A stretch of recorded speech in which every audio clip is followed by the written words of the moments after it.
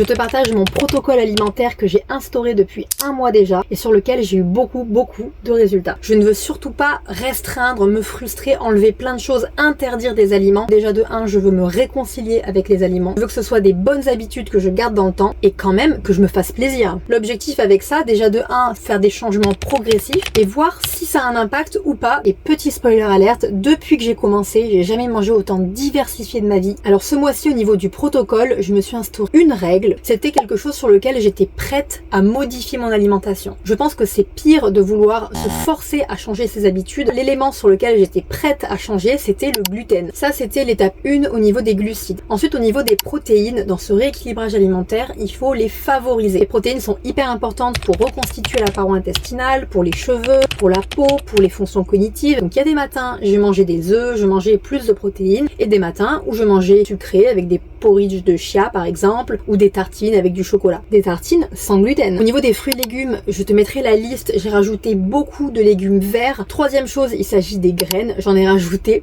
plein dans mon alimentation. J'ai notamment fait mon mélange magique. Mais j'y vais progressivement. J'ai rajouté des aliments anti-inflammatoires, notamment le curcuma, le gingembre. Si ce protocole t'intéresse, n'hésite pas à me dire en commentaire, je pourrais essayer de le compléter. En tout cas, ça fonctionne pour moi et là j'ai hâte de passer à la phase 2.